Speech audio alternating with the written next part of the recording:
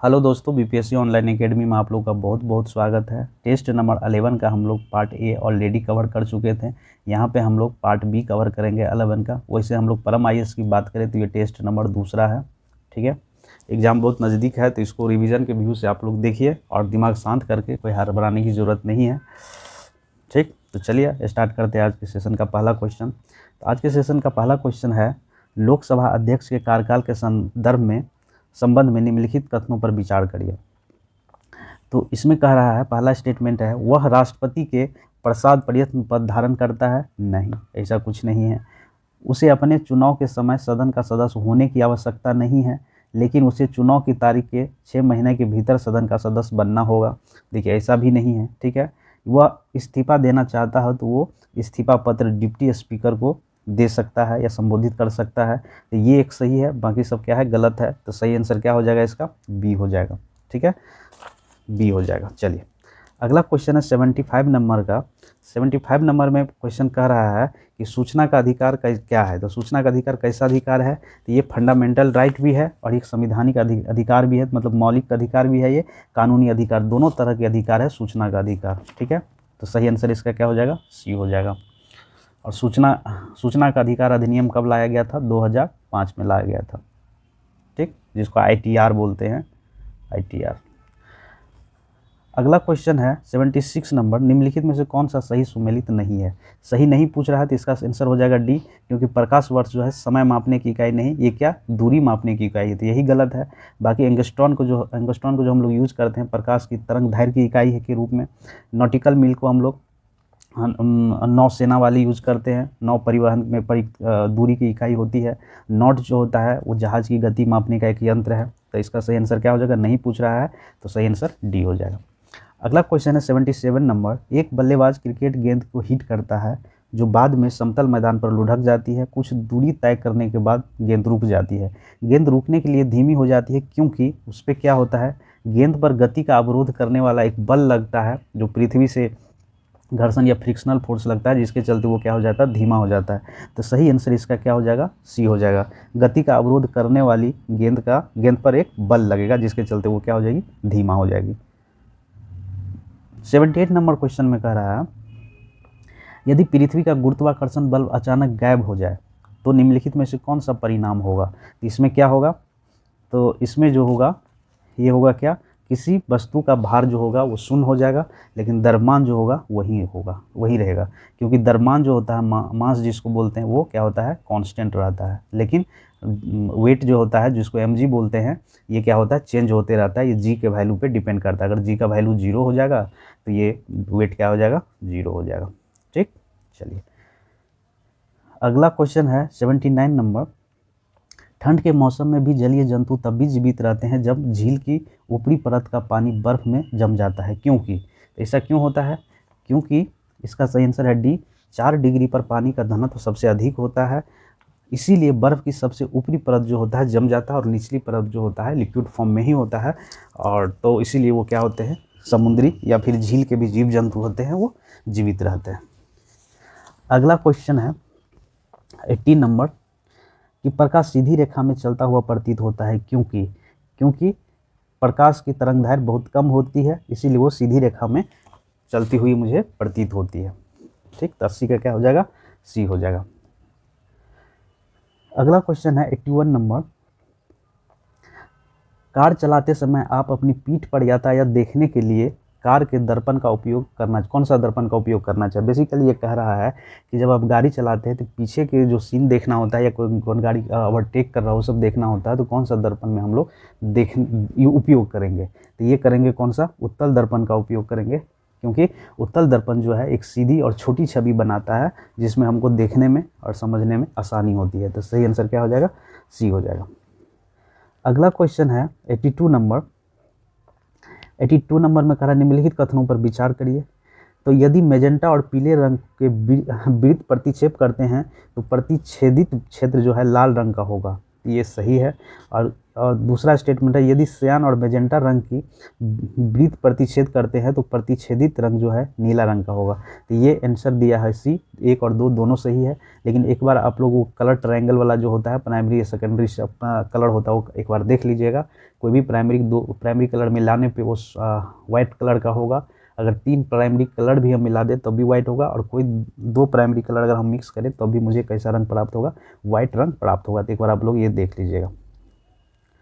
83 number question कह रहा है परम शून्य ताप क्या होता है।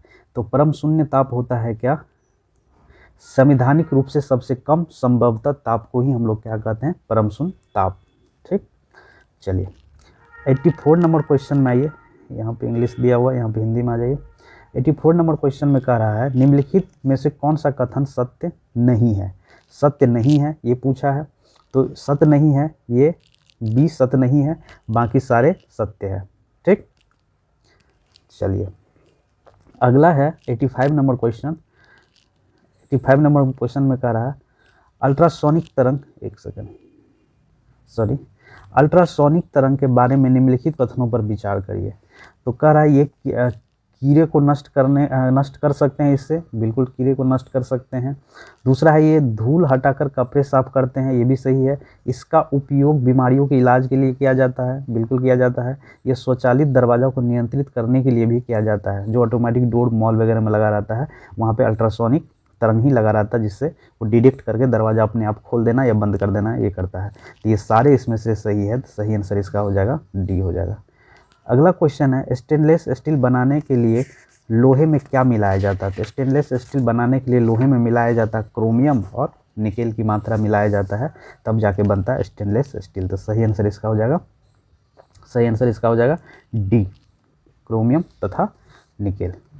किस प्रक्रिया द्वारा समुद्र के जल को शुद्ध जल में परिवर्तित किया जा सकता है, तो वो कौन सा क्रिया कहलाता है, तो वो कहलाता है आसवन। तो सही आंसर इसका हो जाएगा सी हो जाएगा। अगला क्वेश्चन है 88 नंबर, वायुयान के टायरों में हवा भरने के लिए प्रयुक्त गैस, मतलब वायुयान के जो टायर में जो हवा होता है उसमें बेसिकली कौन सी गैस भरा रहता है, तो उसमें भरा रहता है कौन सा, नाइट्रोजन। तो सही आंसर हो गया बी। अगला क्वेश्चन है अम्लीय वर्षा में निम्न में से किसकी सर्वाधिक मात्रा होती है। तो अम्लीय वर्षा में जो सबसे सर्वाधिक मात्रा होती है वो होती है किसकी, H2SO4 की, H2SO4 की होती है। ठीक है, चलिए सल्फर डाइऑक्साइड बोलते हैं। अगला क्वेश्चन है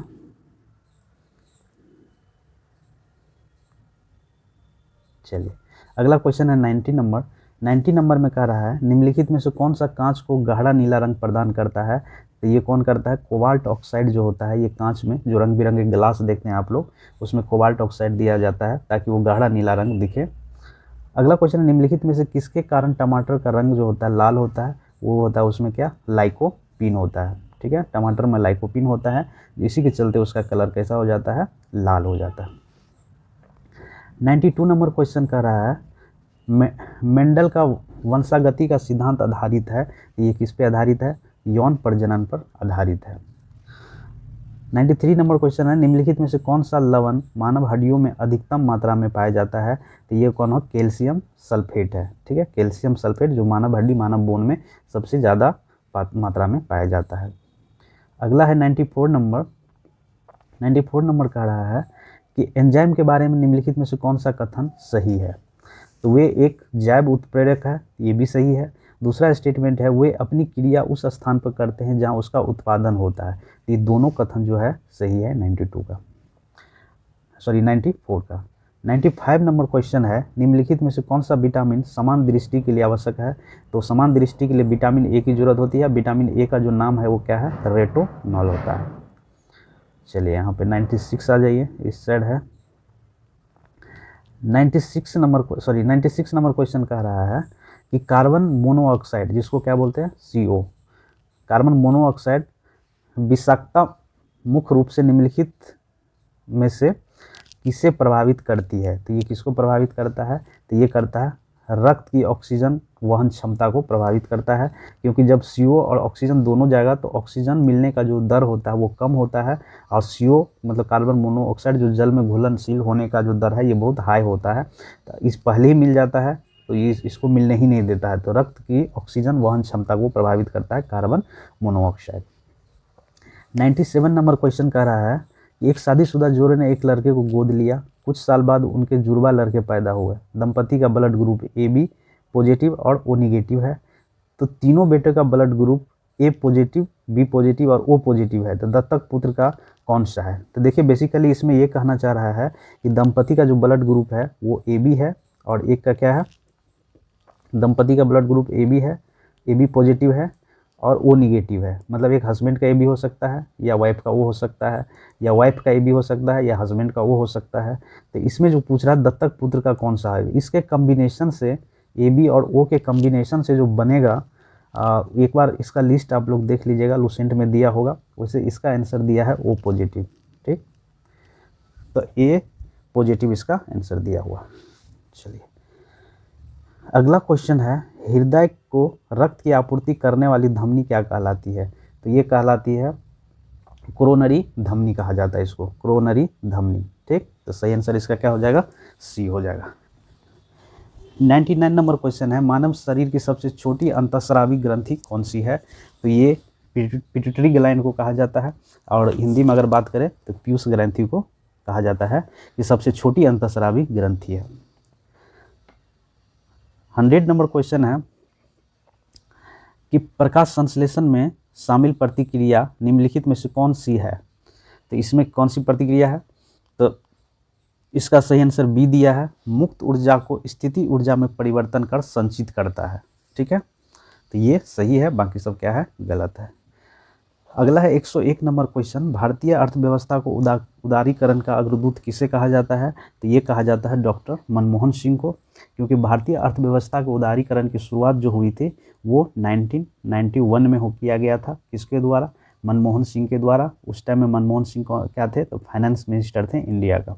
ठीक है, चलिए अगला है 102 नंबर में। आइए 102 नंबर क्या कह रहा है, 102 नंबर में कह रहा है, वर्तमान में लोगों के आराम का त्याग किए बिना भविष्य के लिए ऊर्जा को अन्य संसाधनों की बचत निम्नलिखित में से किस अवधारणा की परिभाषा है?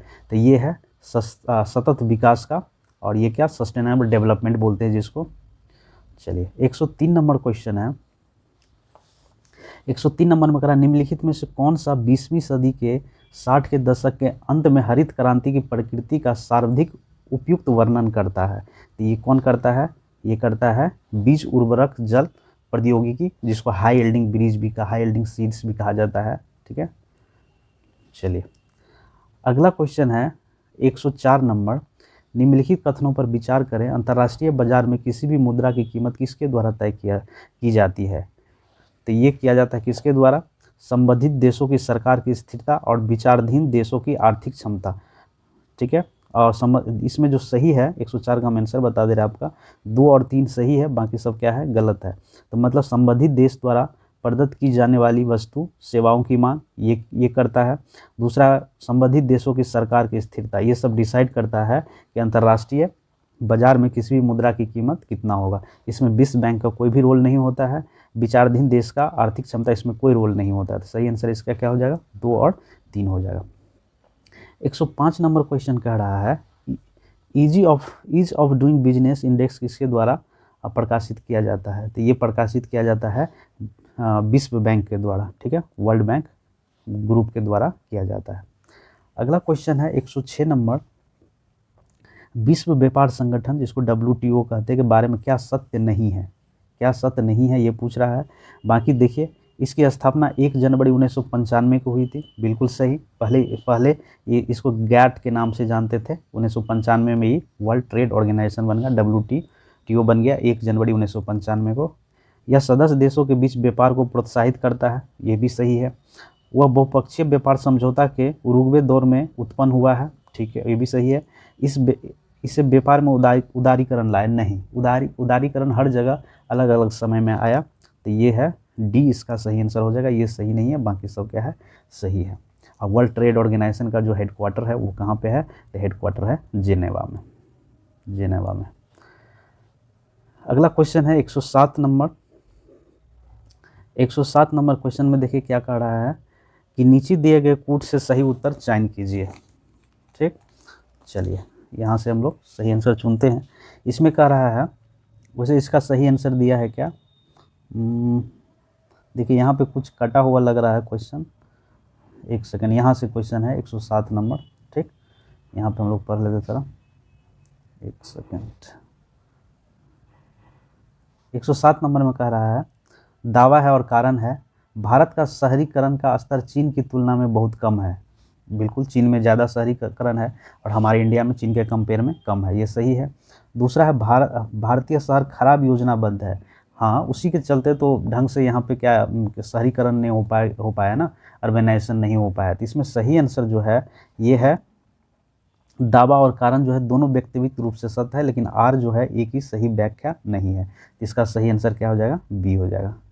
अगला क्वेश्चन है 108 नंबर में। ये 108 नंबर कह रहा है, निम्नलिखित में से कौन सा मनरेगा का उद्देश्य है। तो मनरेगा का उद्देश्य क्या है, आइए हम लोग थोड़ा पढ़ लेते हैं मनरेगा के बारे में। महात्मा गांधी राष्ट्रीय ग्रामीण रोजगार अधिनियम, मनरेगा जिसको कहता है, इसका उद्देश्य जो होता है, ग्रामीण क्षेत्र में एक वित्तीय वर्ष में 100 दिनों की मजदूरी रोजगार की गारंटी देकर ग्रामीण क्षेत्र के लोगों को आजीविका सुरक्षा प्रदान करना या उसका बढ़ावा देना, ये हो सकता है। जिसमें क्या होता है कि वयस्क सदस्य जो होता है किसी भी परिवार का, जो शारीरिक रूप से काम करना चाहते हैं या इच्छुक है, तो उसे मनरेगा के तहत 100 दिन का काम मिलने का गारंटी देता है, जिसके अंतर्गत सड़क, नहरें, तालाब, कुएं आदि बनाने का भी काम है। ठीक है, इस सब का प्रोत्साहन देता है। मनरेगा अन्य रोजगार कार्यक्रम से अलग है क्योंकि यह रोजगार का कानूनी अधिकार प्राप्त कर देता है, ठीक है, प्रदान करता है, इसलिए अन्य रोजगार से ये क्या है, अलग है। तो इसमें देखिए, इसमें एक से ज़्यादा हो जाएगा। ठीक है, देखिए सूक्ष्म सिंचाई को बढ़ावा देना, जल प्रबंधन देना, क्या है, ग्रामीण आय बढ़ाने के लिए, तो ये एक से क्या हो जाएगा, ज़्यादा हो जाएगा। तो इसका सही आंसर क्या हो जाएगा, ये हो जाएगा। अगला है, हरियाली योजना संबंधित है। तो हरियाली योजना किससे संबंधित है, जल प्रबंधन से संबंधित है हरियाली योजना। 110 नंबर क्वेश्चन में कह रहा है कि निम्नलिखित में से किस शहर में सोयाबीन की खेती सबसे अधिक होती है। तो मध्य प्रदेश में जो है सोयाबीन की खेती सबसे ज़्यादा किया जाता है, एमपी में। 111 नंबर में, ये 111 नंबर में क्या कह रहा है, कंचन किसकी उन्नत किस्म है। कंचन किसकी उन्नत किस्म है, ये बताना है आपका। तो ये है भारतीय मसौदा, जिसको आप बोलते हैं क्या, भारतीय मसौदा का क्या है, उन्नत किस्म है। और ये मसौदा किसको कहा जाता है, आंवला को कहा जाता है, जिसमें विटामिन सी की भरपूर मात्रा पाया जाता है। ठीक है, कंचन कहिए, कृष्ण कहिए, बनारसी कहिए, ये भारतीय आंवला की उन्नत किस्म है। तो ये इसका आंसर हो जाएगा बी। अगला क्वेश्चन है 112 नंबर। 112 नंबर में कह रहा, निम्नलिखित कथनों पर विचार करिए और कौन सा कथन सही है उसको सुनिए। 112 नंबर क्वेश्चन में है, पहला स्टेटमेंट पढ़ते हैं, ज्वार भाटा नौ संचालन और मछली पकड़ने में बहुत सहायक होता है। बिल्कुल, जब वो आता है समुद्र में ज्वार भाटा, तो ये मछली पकड़ने में बहुत सहायक होता है। तो ये पहला स्टेटमेंट सही है। दूसरा है, उच्च ज्वार बड़े जहाज़ों को बंदरगाह में सुरक्षित रूप से प्रवेश करने या छोड़ने में सक्षम बनाता है। समुद्र की तरफ से जब आता है कोई भी शिप, लंबे से जब टाइड या फिर वो ज्वार भाटा उत्पन्न होता है, तो उसी के सहयोग से समुद्र के किनारे आ जाता है जहाज। तो दूसरा भी क्या है, सही है। तीसरा नंबर में क्या कह रहा है, दूसरा भी सही है। तीसरा नंबर में कह रहा है, ज्वार बंदरगाह में गाद जमा होने से रोकता है, ये भी सही है। कांडला और डायमंड हार्बर ज्वारीय बंदरगाह है। ये कांडला और डायमंड जो है दोनों क्या है, ज्वारीय बंदरगाह है। तो इसमें सारे सही है, 1 2 3 4 सारे सही है। ठीक, अगला क्वेश्चन है 112 देख लिए। 113 नंबर में देखिए क्वेश्चन यहाँ है, पढ़ लेते हैं, आंसर उधर है। निम्नलिखित में से कौन सा देश आर्कटिक सर्कल के दक्षिण में स्थित है। तो आर्कटिक सर्कल के दक्षिण में स्थित है, ये बताना है। तो यहाँ क्वेश्चन है फिनलैंड। फिनलैंड तो नहीं है दक्षिण में। और आइए यहाँ पे देख लेते हैं, हाँ, ये आइसलैंड जो है, इसका सही आंसर बी ही है। ये क्या है, आर्कटिक सर्किल के दक्षिण में स्थित है। ठीक, अब बाकी अगर हम लोग, आइसलैंड आर्कटिक सर्किल के दक्षिण में स्थित है। आर्कटिक सर्किल जो है फिनलैंड, नॉर्वे और स्वीडन से होकर गुजरता है। ये दक्षिण में नहीं, इधर से होकर गुजरता है। बाकी आइसलैंड जो है आर्कटिक सर्किल के दक्षिण में स्थित है। 114 नंबर क्वेश्चन कह रहा, निम्न में से किसे पूर्वी सागर की मालकिन के रूप में जाना जाता है। तो पूर्वी सागर का मालकिन किसको कहा जाता है, तो ये कहा जाता है श्रीलंका को।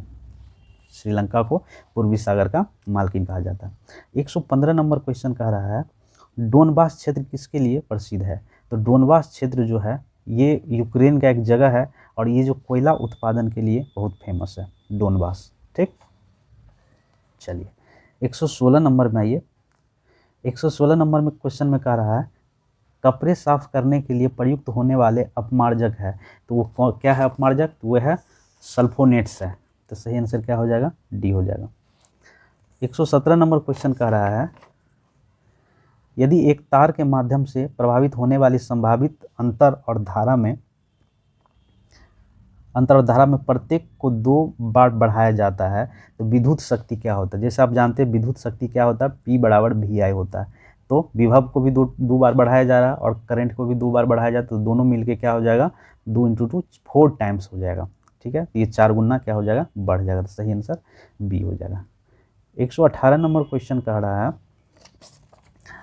118 नंबर क्वेश्चन कह रहा है नीचे दिए कथन एक कथन है एक अभिकथन है, दोनों को पढ़िए और सही उत्तर चुनिए। तो आर में जो ए में कह रहा है वोल्टेज को बढ़ाने या घटाने के लिए ट्रांसफार्मर उपयोगी है, बिल्कुल सही। ट्रांसफार्मर को जो है हम लोग स्टेप अप या स्टेप डाउन, वोल्टेज को स्टेप अप या स्टेप डाउन करने के लिए हम उपयोग में लाते हैं, तो सही है एक पहला। आर है ट्रांसफार्मर डीसी, देखिए ट्रांसफार्मर जो है डीसी के लिए उपयोग में नहीं लाते हैं, तो क्या है ए सही है, लेकिन आर क्या है, गलत है। तो इसका सही आंसर क्या हो जाएगा, ए हो जाएगा। ठीक, दावा सच है लेकिन कारण जो है इसका गलत है। 119 नंबर में आइए आप, 119 यहाँ तो इंग्लिश से स्टार्ट हो रहा है, एक पेज के बाद आ जाइए, एक पेज यहाँ पे यहाँ पे क्वेश्चन दिया हुआ है, ये देखिए आंसर यहाँ पे दिया हुआ है। एनाल्जेसिक के रूप में प्रयुक्त हाइड्रोजन है, तो ये कौन सा है, तो ये है ब्रोमीन। ठीक, ब्रोमीन, कौन सा, ब्रोमीन। तो सही आंसर इसका बी हो जाएगा। ठीक है, ये दवाई औषधि के रूप में, दर्द निवारक के रूप में मेनली यूज किया जाता है। ठीक, चलिए अगला है 120 नंबर क्वेश्चन, इंसुलिन हार्मोन है। इंसुलिन हार्मोन जो है ये क्या है, एक प्रोटीन भी है। इंसुलिन को एक प्रोटीन श्रृंखला या पेप्टाइड हार्मोन भी कहा जाता है, तो इसमें देखिए पेप्टाइड कह सकते हैं हम लोग। वैसे इंसुलिन को प्रोटीन श्रृंखला के रूप में जाना जाता है या फिर पेप्टाइड हार्मोन के रूप में भी जाना जाता है। तो सही आंसर इसका सी हो जाएगा। बिहार की पहली कैबिनेट का गठन किस वर्ष हुआ था, तो बिहार में कैबिनेट का गठन सबसे पहली बार 1946 में किया गया था। 122 नंबर क्वेश्चन है निम्नलिखित में से किस स्थान पर प्रथम बौद्ध संगति हुई थी, तो प्रथम बौद्ध संगति जो हुई थी वो राजगीर में हुई थी। ठीक है, राजगीर में हुआ था, और कौन करवाया था, तो अजातशत्रु के द्वारा करवाया गया था। और यहाँ पे जो अध्यक्षता की थी वो महाकश्यप के द्वारा प्रथम बौद्ध संगति की अध्यक्षता की गई थी। 123 नंबर का बिहार विभूति के नाम से कौन जाने जाते, तो बिहार विभूति के नाम से अनुग्रह नारायण सिंह को जानते हैं हम लोग, बिहार विभूति के नाम से। बिहार में सबसे कम अवधि के लिए राष्ट्रपति शासन किस वर्ष लगाया गया था, तो सबसे कम वर्ष के लिए राष्ट्रपति शासन जो लगाया गया था वो लगाया गया था 1995 में, और ये ओनली 8 दिन के लिए लगाया गया था। सबसे पहली बार जो राष्ट्रपति शासन लगाया था उस 1968 में लगाया गया था। ठीक है, 1968 में। उस टाइम में सीएम कौन थे बिहार के, तो भोला पासवान शास्त्री थे, और नित्यानंद कानूगो जो थे वो गवर्नर थे। 125 नंबर क्वेश्चन कह रहा है गोगा भील पक्षी अभ्यारण्य बिहार के किस जिले में स्थित है, तो गोगा भील है कहाँ पे, कटिहार में। सही आंसर इसका सी हो जाएगा। 126 नंबर में कह रहा है बिहार आर्थिक सर्वेक्षण पहली बार वित्तीय वर्ष के लिए प्रकाशित किया गया था, तो बिहार आर्थिक सर्वेक्षण सबसे पहले 2006-07 में प्रकाशित किया गया था, तो सही आंसर उसका बी हो जाएगा। अगला क्वेश्चन है 127 नंबर, ब्राह्मणी पहाड़ी किस शहर में कस्बे में स्थित है, तो ये कहाँ पे, गया में है। गया में ब्राह्मणी पर्वत कहाँ पे है, ये गया में है। ठीक, चलिए इस पे अगर कभी आप जाएंगे तो 424 सीढ़ी चढ़ के आपको इस पे चढ़ना पड़ता है, और ये फाल्गु नदी के किनारे हैं। ठीक, और अगर आप कहेंगे ब्राह्मणी पर्वत के, तो इसमें कहा जाता है कि सीता माता के श्राप के कारण जो इसमें है बिना पेड़ पौधे के ये पहाड़ी है गया में, ये कहा जाता है ऐसा सीता माता का इस पे श्राप है वगैरह ऐसा कुछ। अगला क्वेश्चन है 128 नंबर, निम्नलिखित में से कौन सा बांध बिहार का सबसे पुराना बांध है, तो बिहार का सबसे पुराना बांध है खड़गपुर झील बांध जो है, ये सबसे पुराना बांध है। ठीक है, जो कहाँ पे है, ये मुंगेर जिला में, मुंगेर डिस्ट्रिक्ट में।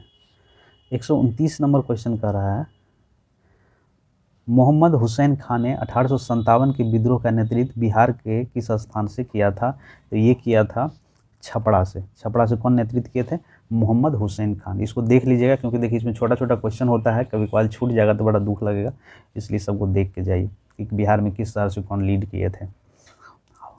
कुंवर सिंह का नाम तो सभी जानते हैं, लेकिन इसके अलावा और कहाँ कहाँ से लीड हुआ था कि कुंवर सिंह और पीर अली का नाम सब जानते हैं, लेकिन बाकी ये जैसे अभी क्वेश्चन बोले कि मोहम्मद हुसैन खान 1857 के विद्रोह में कहाँ से नेतृत्व किए थे, तो ये छपरा से नेतृत्व किए थे। तो ये सब एक बार देख लीजिएगा आप लोग।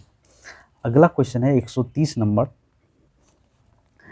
कि कुंवर सिंह ने अपना अंतिम युद्ध किस अंग्रेज कप्तान के विरुद्ध लड़ा था, तो वो कौन थे? कैप्टन लेग्रांड।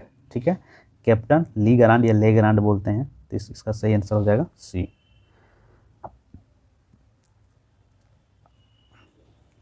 अगला क्वेश्चन है 131 नंबर, बिहार में सोरा के व्यापार का एकाधिकार अंग्रेज को किसने प्रदान किया था, तो ये प्रदान किया गया था मीर जाफर के द्वारा, मीर जाफर के द्वारा।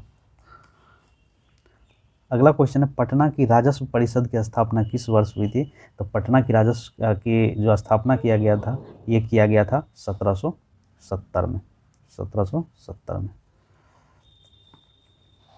चलिए 133 का ये यहाँ पे होगा, देखिए यहाँ पे क्वेश्चन है, यहाँ पे क्वेश्चन है, यहाँ पे आंसर है, थोड़ा ध्यान से देखिएगा। तो पटना में नमक विद्रोह निम्नलिखित में से किस तारीख को शुरू हुआ था, तो पटना में नमक आंदोलन जो शुरू हुआ था 16 अप्रैल 1930 को स्टार्ट किया गया था।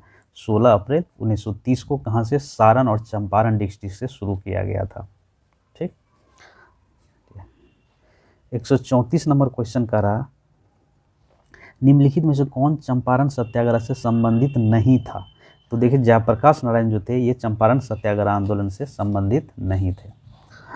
135 नंबर का रहा, निम्नलिखित में से किस वर्ष में हिंदी समाचार पत्र बिहार बंधु शुरू किया गया था, तो बिहार बंधु शुरू किया गया था कब? 1872 के टाइम में स्टार्ट किया गया था। कहाँ से? बिहार शरीफ से, और साप्ताहिक था ये, और किसके द्वारा स्टार्ट किया गया था? मदन मोहन भट्ट के द्वारा, और संपादक निदेशक थे और संपादक कौन थे? हसन अली थे। 136 नंबर में कह रहा है कि निम्नलिखित में से कौन सी पेंटिंग मुख्य रूप से बिहार से संबंधित है, तो कौन सा पेंटिंग है? 136 नंबर मधुबनी पेंटिंग क्या है? बिहार से संबंधित है। सही आंसर इसका सी हो जाएगा। धरवाड़ चट्टान बिहार के निम्नलिखित में से किस जिले में पाई जाती है, तो धरवाड़ चट्टान जो है दक्षिणी बिहार में पाया जाता है, मुंगेर में, जमुई में, नवादा में पाया जाता है, मुंगेर ये सब दोनों में पाया जाता है। ठीक, इसका सही आंसर क्या हो जाएगा? ई हो जाएगा, क्योंकि एक से ज़्यादा है, और ये सब में क्या अबरख का यहाँ मतलब माइनिंग किया जाता है, अबरख सबसे ज़्यादा पाया जाता है इसमें। 138 नंबर क्वेश्चन कर रहा, निम्नलिखित में से बिहार का कौन सा जिला नेपाल की सीमा से साझा नहीं करता है, तो देखिए कौन कौन करता है? मधुबनी करता है, सीतामढ़ी करता है, पूर्वी चंपारण करता है, लेकिन दरभंगा जो है नेपाल की सीमा से टच नहीं करता है। 7 जिले टोटल टच करता है नेपाल से। अगला क्वेश्चन है 139 नंबर, बागमती नदी बिहार के निम्नलिखित में से किस जिले से होकर भारत में प्रवेश करती है, तो ये है सीतामढ़ी से प्रवेश करती है बिहार में। ठीक, चलिए अगला क्वेश्चन है 140 नंबर, निम्नलिखित में से कौन सी श्रेणी भारत और नेपाल के बीच सीमा बनाती है, तो देखिए कैमूर तो नहीं बनाती, क्योंकि कैमूर चला गया दक्षिणी बिहार में, कैमूर पठारी, तो ये तो नहीं बनाएगा। बाकी यहाँ पर ये देख लेते हैं हम लोग, रामनगर दूम ये भी नहीं बनाता, लेकिन सोमेश्वर पर्वतमाला जो पश्चिमी चंपारण और पूर्वी चंपारण में फैला हुआ है, सोमेश्वर रेंज बोला जाता है, ये नेपाल और भारत के सीमा पर स्थित है, तो सही आंसर इसका सी हो जाएगा। उसके बाद अगला है, देखिए यहाँ से मैथ का स्टार्ट है, मैथ का क्वेश्चन स्टार्ट है, तो आइए हम लोग इसको देख लेते हैं, खाली आंसर बता देंगे आपको, बाकी आप लोगों को बनाना होगा तो बनाइएगा। जैसे 41 का बी आंसर है, 2400, 142 का है ए 25% लाभ, फिर उसके बाद आइए 143 का है ए, 144 का है बी, 145 नंबर में 145 नंबर का है बी, 146 में आइए 146 यहाँ पे होगा, 146 नंबर का है डी, 146 क्वेश्चन यहाँ है, लेकिन इसका आंसर यहाँ पे दिया हुआ है, इसका क्या है? डी है। उसके बाद 147 नंबर का बी है, 148 नंबर का भी बी दिया हुआ है। उसके बाद 149 नंबर का आइए, 149 नंबर में भी बी दिया हुआ है 80 सेंटीमीटर, 150 नंबर में ए दिया हुआ है। तो इसी के साथ आज का सेशन यही ख़त्म करते हैं हम लोग। Thank you for watching BPSC online academy. I hope कि आप लोग को ये सेशन अच्छा लगा होगा। और हाँ, अगर लगे कि कोई क्वेश्चन का आंसर हम गलत कर दिए हैं या कुछ गलत एक्सप्लेनेशन दिए हैं तो प्लीज़ मुझे कमेंट बॉक्स में कमेंट कर दीजिए, ताकि हम भी उसको क्या कर लें, सुधार कर लें। ठीक है, thank you for watching BPSC online academy. अगर आपको ये सेशन अच्छा लगा है तो लाइक करिए, शेयर करिए, सब्सक्राइब करिए। Thank you. चलिए मिलते हैं अगले वीडियो में, तब तक के लिए थैंक यू।